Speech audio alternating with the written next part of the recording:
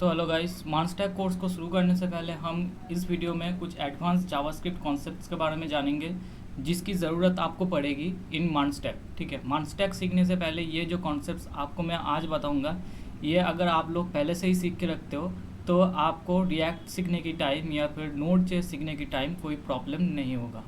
And इसमें आपका ये 6 का कुछ कॉन्सेप्ट्स रहेगा, उसके बाद उसके साथ साथ कुछ हाई ऑर्डर्स फंक्शन रहेगा जावास्क्रिप्ट का।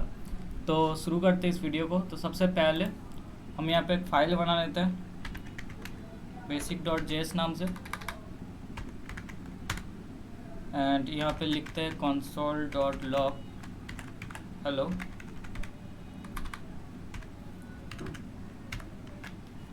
इसको रन कराते हैं यहाँ पे। तो देखो हेलो हमारा यहाँ पे प्रिंट हो गया।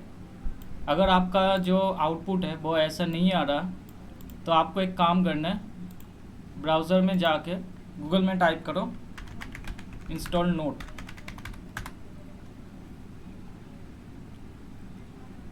यहाँ पे आना है node.js.org।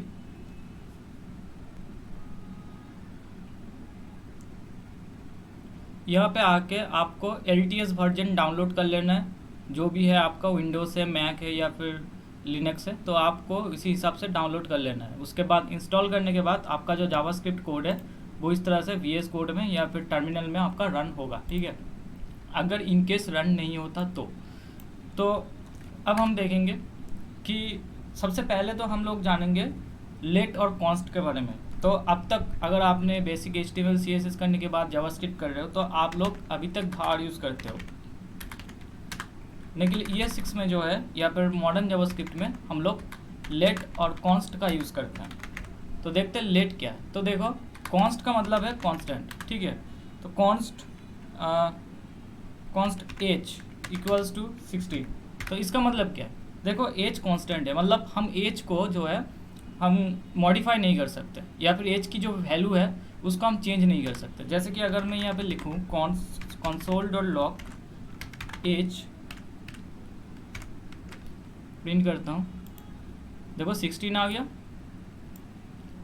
तो जो भार है उस भार को हम लोग रिप्लेस कर रहे हैं विथ कॉन्स्ट एंड लेट। ठीक है, तो कॉन्स्ट के टाइम हम लोग जो कॉन्स्ट का वैल्यू देंगे वो चेंज नहीं हो सकता। लाइक अगर हम बाद में इस वैल्यू को चेंज करने जाए, like age equal to 18 and फिर एंटर करें, तो देखो हमें एरर दे रहा है। ठीक है, और एरर में क्या बोल रहा है, असाइनमेंट टू कांस्टेंट वेरिएबल। तो कांस्टेंट वेरिएबल को हम लोग अपडेट नहीं कर सकते। और लेट क्या करता है, हम फिर से लिखते हैं let age equal to 16 and console.log age, save कर लेते हैं इसको।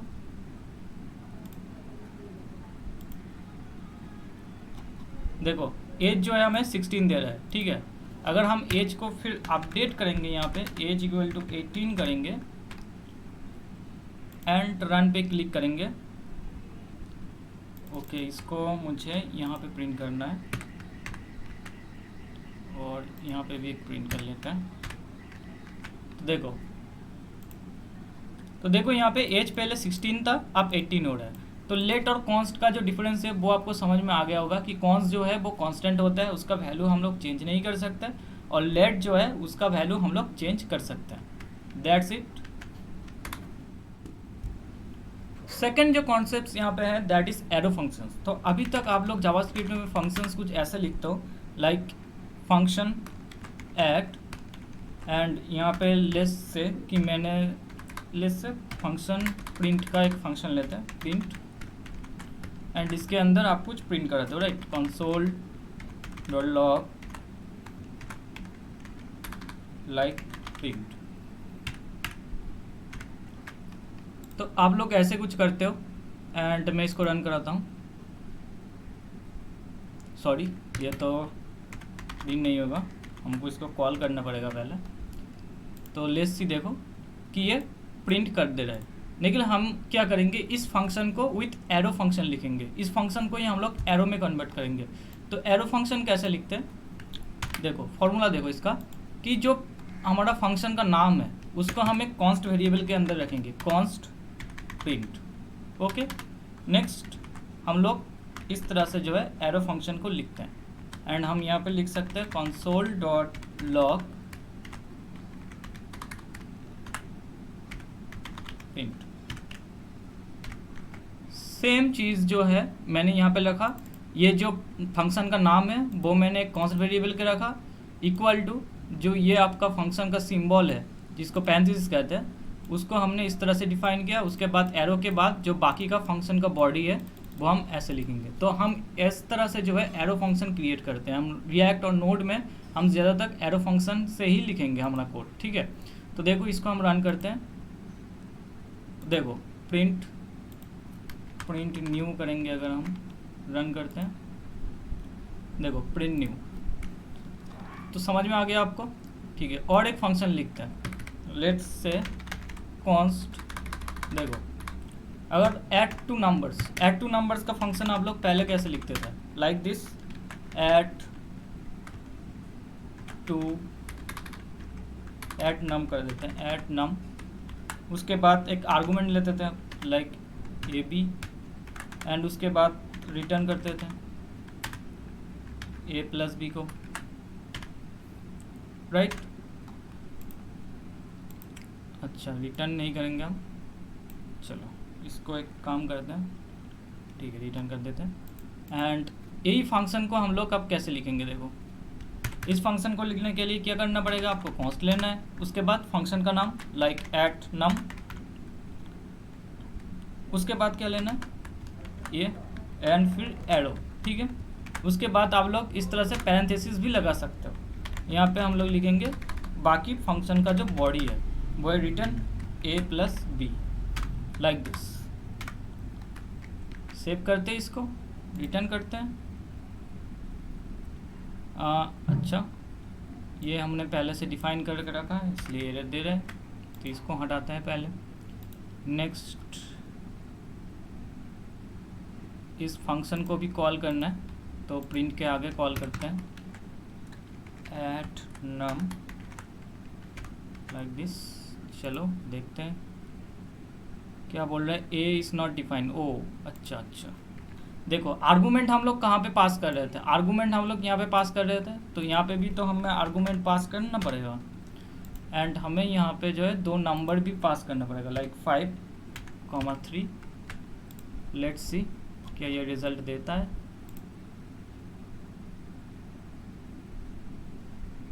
ओके तो ये तो रिटर्न कर रहा है एक्चुअली, तो हमें इसको console डॉट लॉग करना है। तो लेट्स सी, या देखो यहाँ पे 8 दे रहा है। तो आपको समझ में आ गया होगा कि एरो फंक्शन हम लोग किस तरह से क्रिएट करते हैं। कोई भी रॉकेट साइंस नहीं है, अगर आप इस तरह की फंक्शंस क्रिएट कर सकते हो तो एरो फंक्शन भी आप लोग आराम से क्रिएट कर सकते हो, मैंने जिस तरह से आप लोगों को दिखाया, ठीक है।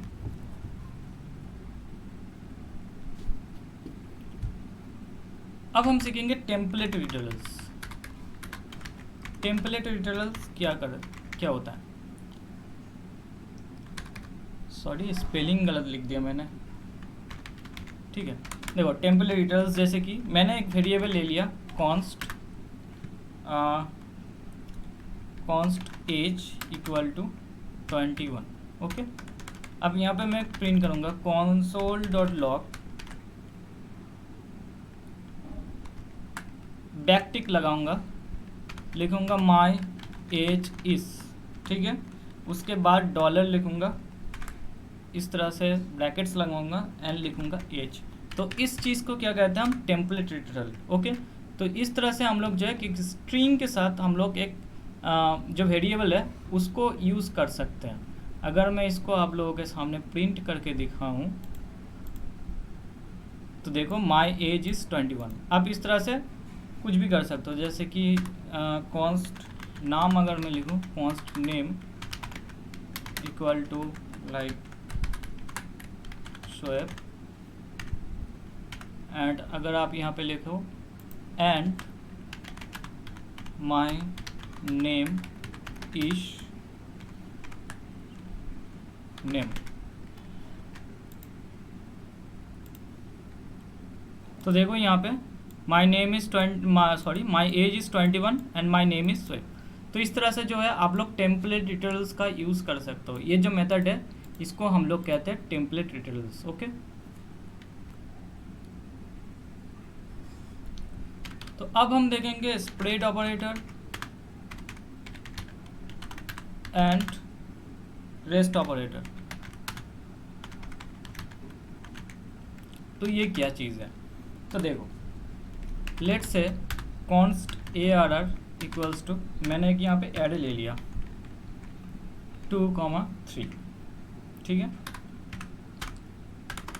अब यहाँ पे क्या करना है कि मुझे एक नया एरे बनाना है।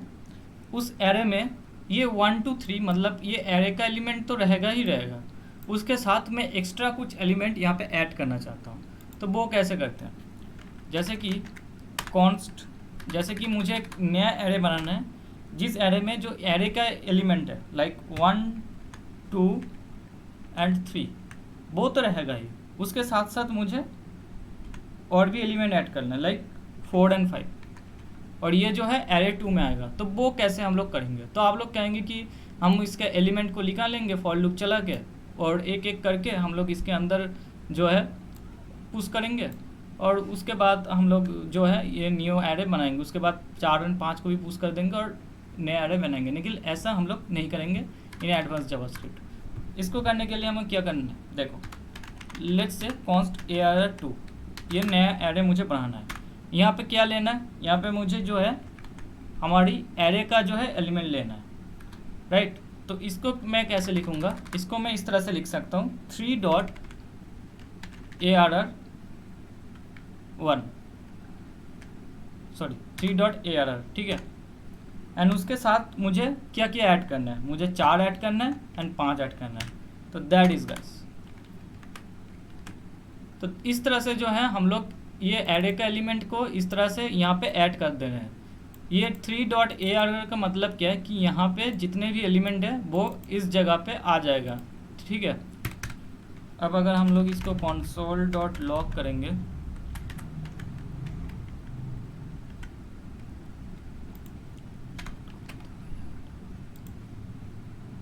तो देखो यहाँ पे 1 2 3 4 5 ये जो एरे का एलिमेंट, ये जो ARR 2 को मैंने प्रिंट कराया, तो देखो यहाँ पे 1 2 3 4 5 ये आ गया है, ठीक है। तो इस तरह से जो है हम लोग स्प्रेड ऑपरेटर का यूज़ कर सकते हैं, राइट। उसके बाद देखो रेस्ट ऑपरेटर क्या, सेम चीज़ ही है। तो अब हम सीखेंगे डीस्ट्रक्चरिंग,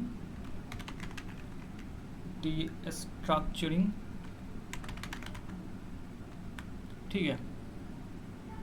देखो डिस्ट्रक्चरिंग क्या होता है, लाइक हमारे पास एक लेट्स से एक एरे है जो कि है कॉन्स्ट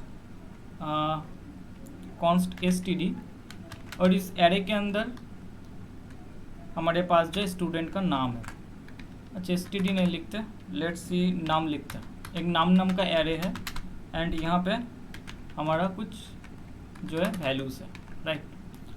अगर मैं कहूँगा कि ये जो वैल्यूज़ है इन वैल्यूज़ को एक एक वेरिएबल के अंदर स्टोर करके रखो, लाइक नाम 1 के अंदर जाएगा तुम्हारा 1, ठीक है, नाम 2 के अंदर जाएगा तुम्हारा 2, इस तरह से जो है ये जो वेरिएबल्स है नाम 1 नाम 2 नाम 3 नाम 4 के अंदर 1 2 3 एंड 4 जो भी यहाँ पे एरे का वैल्यू है वो स्टोर करो। तुम कैसे करोगे, तुम इस तरह से कर सकते हो, कॉन्स्ट नाम इक्वल्स टू कॉन्स्ट नाम 1 इक्वल्स टू नाम ऑफ 0, राइट। फिर इस तरह से कर सकते हो कॉन्स्ट नाम 2 इक्वल टू नाम ऑफ 1। देखो आप कंसोल लॉग करते हैं, console.log नाम 1 को प्रिंट करते हैं, नाम 2 को प्रिंट करते हैं, देखो 1 एंड 2 आ गया। लेकिन हमें यहाँ पे कितना कोड लिखना पड़ रहा है, अगर हम इस चारों को यहाँ पे लिखें, ठीक है, कॉपी करते हैं पेस्ट करते हैं, यहाँ पे लिखेंगे हम लोग 3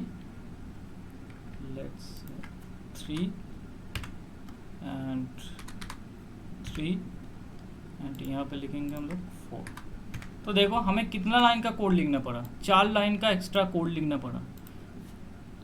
यहाँ भी हम लोग ठीक है नाम 3 नाम 4 देखो प्रिंट करेंगे 1 2 ओके, ये तो 2 होगा एंड ये 3 होगा राइट।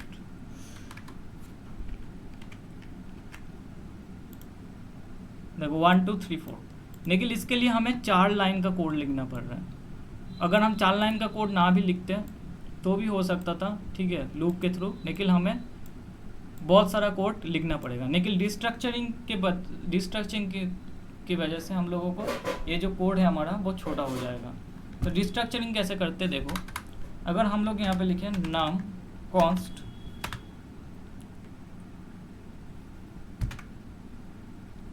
यहाँ पे लिखें नाम 1 कॉमा नाम 2 कॉमा नाम 3 नाम 4 इक्वल्स टू नाम, ठीक है। अगर हम इसके बाद प्रिंट करें तो देखो फिर भी 1 2 3 4 प्रिंट हो रहा है। मतलब क्या है, हमने 4 जो वैल्यूज़ है नाम 1 नाम 2 नाम 3 एंड नाम 4 को हमने एक लाइन में इनिशियलाइज कर दिया है विथ नम। तो इसका मतलब क्या है कि इसके अंदर इस एरे के अंदर जितने भी एलिमेंट्स हैं हम उसको एक एक वेरिएबल से इनिशियलाइज कर रहे हैं। That is the power of destructuring, ठीक है। डिस्ट्रक्चरिंग ऐसे करते हैं, ये डिस्ट्रक्चरिंग से का एरे में ही नहीं आप ऑब्जेक्ट में भी कर सकते हो। तो इसको हम कहते हैं डिस्ट्रक्चरिंग, ठीक है। आप और भी एलिमेंट यहाँ पे ऐड करते, आप यहाँ पे कोई भी एलिमेंट को चेंज कर लो। लाइक इसको अगर हम लोग 5 करेंगे तो देखो ये ऑटोमेटिकली इनिशियलाइज हो जाएगा। देखो 1 2 5 4। तो ये जो डिस्ट्रक्चरिंग है ये मान स्टैक में बहुत ही काम आएगा आप लोगों को। जब हम रिएक्ट सीखेंगे या फिर नोड सीखेंगे बहुत ही काम आएगा। तो तब आप लोगों को पता चलेगा कि इसका जो है इम्पोर्टेंस कितना है, ठीक है। इसके बाद हम लोगों को करना क्या है, ट्राई कैच। ट्राई कैच यानी एक बहुत ही इंपॉर्टेंट कॉन्सेप्ट है मान स्टैक की वजह से, क्योंकि हम लोग जब जावास्क्रिप्ट की कोई भी एप्लीकेशन क्रिएट करेंगे विथ रिएक्ट नोड, ठीक है, तब हम लोग ट्राई कैच का यूज़ करते ही करते हैं। तो ट्राई कैच क्या होता है, देखो ट्राई कैच जो है हमारा एरर हैंडलिंग में काम आता है। लाइक अगर हम लोग एक कोड लिख रहे हैं, लाइक रिएक्ट का एक कोड लिख रहे हैं एंड अगर वहाँ पे कोई जावास्क्रिप्ट के एरर आ गया तो आप लोगों को क्या होगा कि जो पूरा कोड है ना वो ब्रेक हो जाएगा, ठीक है। लेकिन हम ट्राई कैच की मदद से वो जो एरर है हम उसको एक ऐसे कंडीशन में लगाएंगे, लाइक वो जो एरर है वो एरर अगर आता है तो हमारा पूरा कोड जो है ख़राब नहीं होगा। लाइक और जो एरर है वो एरर जो है हमें दिख जाएगा लाइक दिस। अगर मैं यहाँ पे ट्राई कैच लिखूँ, देखो ट्राई कैच तो इस तरह से लिखते हैं ट्राई एंड उसके बाद कैच। ट्राई का मतलब है कोशिश करो, अगर कुछ आता है एरर, ठीक है, कैच एरर, तो उस एरर को कैच करके यहाँ पे डाल दो और बाकी का जो जितने भी कोड है वो एग्जीक्यूट करो। लाइक मैं आपको एक लाइव एग्जांपल देता हूँ ये किस तरह से काम करता है। इसको मैं अभी के लिए कमेंट आउट कर देता हूँ। तो इस एग्जांपल में देखो कि सबसे पहले हम लोग एक फंक्शन को कॉल करते हैं जो कि है हेलो फंक्शन एंड उसके बाद हम लोग console.log करते हैं।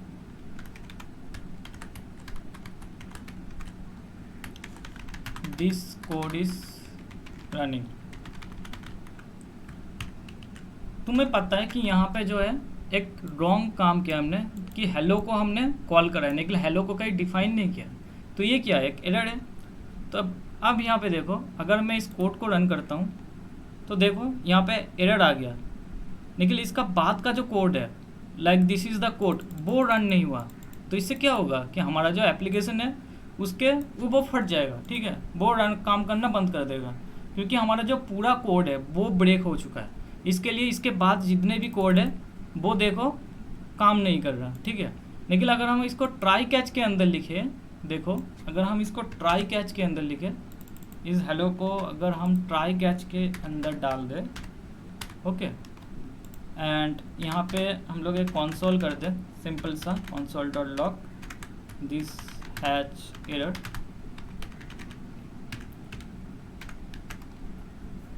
अगर हम लोग इसको रन करें तो देखो ये सिंपली बोल रहा है दिस हैच एरर एंड उसके बाद जो भी कोड है, जितना भी कोड है, ठीक है, मैं इसको कॉपी पेस्ट करता हूँ। देखो इसके बाद जितने भी कोड है वो सब कुछ रन कर रहे हैं, मतलब ये जो कोड है वो स्टॉप नहीं हो रहा।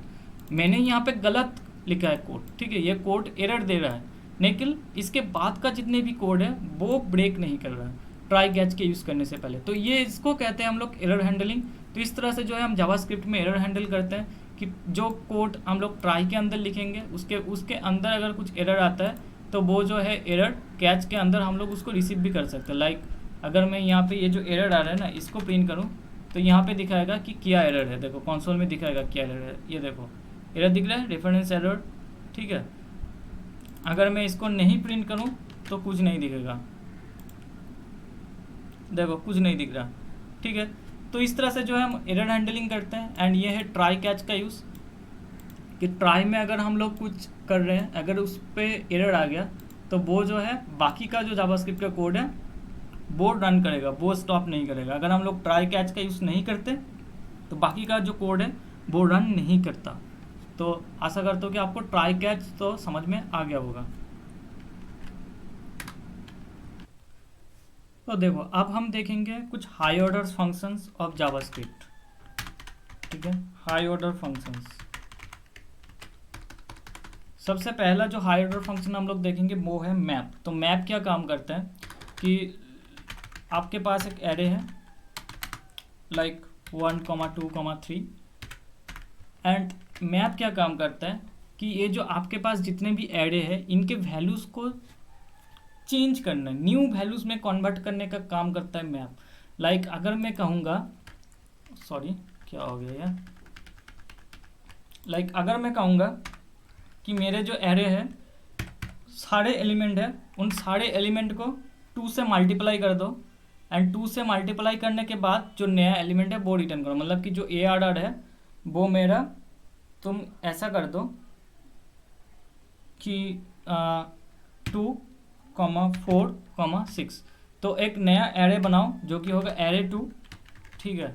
और एरे 2 में जो है डबल वैल्यूज़ आएगा, लाइक मेरा ARR के अंदर जितने एलिमेंट है उसका डबल वैल्यूज़ यहाँ पे आएगा, ठीक है। तो आप लोग क्या करोगे, आप लोग अगर आप लोगों को ब्रूट फोर्स मेथड में आप लोग क्या करोगे कि इस एरे को लूप कराओगे। सबसे पहले तो एक एम्प्टी एरे लोगे ARR2, उसके बाद इस एरे को लूप कराओगे और एक एक एलिमेंट को 2 से मल्टीप्लाई करके इसके अंदर देते जाओगे, तो ये बहुत बड़ा कोड हो जाएगा। तो ये सेम काम जो है हम लोग मैप से करते हैं। तो समझ में मैप क्या करता है एक्चुअली। लेट्स मैप का कोड लिखते हैं सबसे पहले, ठीक है। Like const ARR2 equals to, देखो कौन सा एरे लेना है हमको, कौन सा एरे का एलिमेंट हमको उठाना है, ARR का, तो ARR डॉट मैप। उसके बाद क्या करना है, फंक्शन लेना है। हाँ ये तो हम लोग इस तरह से भी कर सकते हैं, ठीक है। अब देखो यहाँ पे जो है हम लोग लिखते हैं आइटम, इसके बाद हम लोग यहाँ पे लिखेंगे रिटर्न आइटम इनटू 2। उसके बाद क्या करेंगे, let's say console dot log को लॉग करेंगे ARR2 को, राइट। कंसोल डॉट लॉग करते हैं ARR2 को। तो देखो 2, 4, 6, तो ये ARR का एलिमेंट को हमने क्या किया, 2 से मल्टीप्लाई किया एंड ARR2 नाम का एक नया एरे क्रिएट किया। तो ये होता है मैप का काम कि आपके पास एक एग्जिस्टिंग एरे है, उसके एलिमेंट को आप लोग क्या करोगे, लूप करके और कुछ ऑपरेशंस करके, लाइक यहाँ पे जो है मैंने 2 से मल्टीप्लाई करा हुआ है, एक नया एरे में कन्वर्ट करता हूँ। तो वो है मैप का काम, ठीक है। तो आशा करता हूँ कि मैप फंक्शन आप लोगों को समझ में आ गया होगा। तो नेक्स्ट क्या फंक्शन है, नेक्स्ट होता है हमारा फिल्टर। तो देखो फिल्टर क्या काम करता है कि फिल्टर से हम लोग एक नया एरे बना सकते हैं विथ अपॉन ए कंडीशन, ठीक है। लाइक यहाँ पे भी हम लोग एक नया एरे बना रहे हैं एक एग्जिस्टिंग एरे के ऊपर, लेकिन यहाँ पे जो है हम एक एग्जिस्टिंग एरे से एक नया एरे बनाएंगे, लेकिन कुछ कंडीशन रहेगा, ठीक है। मतलब कि लेट से अगर आपको कहा एक एरे दे दिया है आपको कॉन्स्ट नाम का आपके पास एक एरे है 1, 2, 3, 4, 5, 6 एंड आपको बोला गया कि इनमें से बहुत सारे एलिमेंट हमको दिखाओ, ठीक है, जो 2 से डिवाइड कर सकते हैं हम लोग, या इवन एलिमेंट दिखाओ।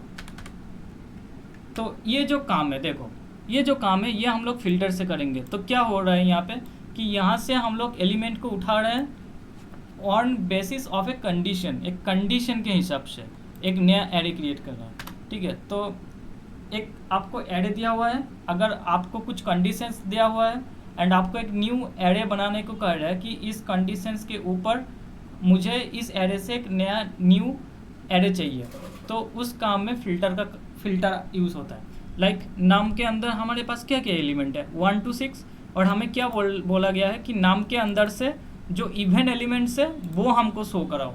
तो इस टाइम पे हम लोग फ़िल्टर का यूज़ करेंगे। तो फिल्टर का यूज़ कैसे करते देखो, लेट्स और हमने एक नया एरे बना लिया लाइक इवन नाम, ठीक है, इवन नाम एंड उसके बाद कौन सा एरे का हम लोग यूज़ करेंगे, नाम एरे का, तो नाम, उसके बाद डॉट फिल्टर फंक्शन का यूज़ करेंगे जो कि एक आर्गुमेंट लेगा दैट इज़ द आइटम। उसके बाद ये क्या करेगा, ये करेगा तुम्हारा रिटर्न। क्या रिटर्न करेगा, एक कंडीशन के हिसाब से रिटर्न करेगा, तो रिटर्न आइटम 2 इक्वल्स टू 0। यहाँ पे तो रिटर्न नहीं आएगा, ठीक है।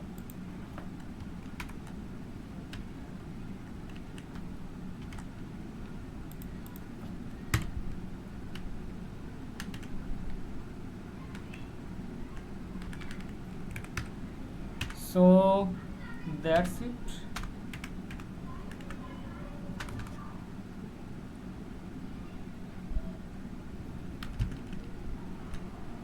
तो यहाँ पे क्या करेगा कि ये जो आइटम है ये वो रिटर्न कर देगा ये इवेंट नाम एरे में, अगर वो आइटम जो है 2 से डिवाइडेड है। तो पहले ये 1 लेगा, तो ये आइटम इक्वल टू 1, तो 1 क्या ये कंडीशन को सेटिस्फाई करता है, नहीं करता है, तो ये इसके अंदर नहीं जाएगा। 1 2 लेगा, 2 करता है, तो इसके अंदर 2 चला जाएगा। 3 सेटिस्फाई करता है इस कंडीशन को, नहीं करता, 3 चला जाएगा। 4 करता है, 4 नहीं करता, तो 4 करता है, तो ये इवेंट नाम के अंदर घुस जाएगा। तो देखो अगर हम लोग यहाँ पे इवेंट नाम को console.log करते हैं,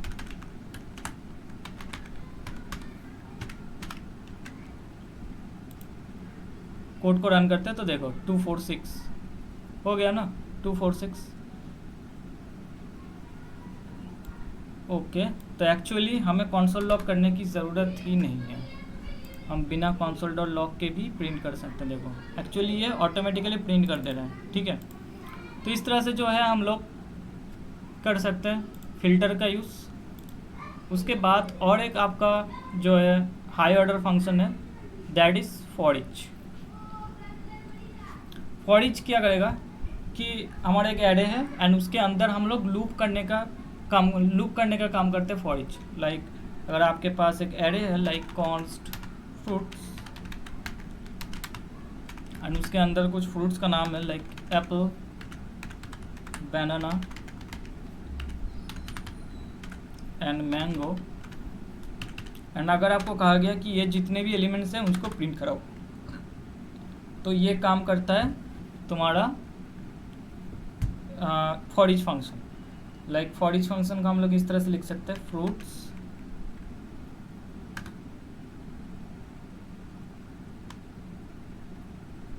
डॉट फॉर ईच के अंदर यहाँ पे लिखना होगा तुम्हारा आइटम एंड उसके बाद console.log आइटम। देखो ये जो फ्रूट्स का नेम है वो प्रिंट कर देगा, देखो, ठीक है। तो फॉर ईच लूप बहुत ही ईजी है। उसके बाद जो है मैप और फिल्टर, तो ये तीनों चीज़ें आपको अच्छे से आ जाना चाहिए। ये तीनों जो है हाई ऑर्डर फंक्शन, ये इंटरव्यू में भी पूछता है। तो आज हम लोग कवर कर दिए जावास्क्रिप्ट के वो कॉन्सेप्ट्स जो आपको मार्न स्टैक सीखने से पहले आना चाहिए। तो होप करता हूँ वीडियो आपको अच्छा लगा, तो वीडियो को लाइक करो, चैनल को सब्सक्राइब करो।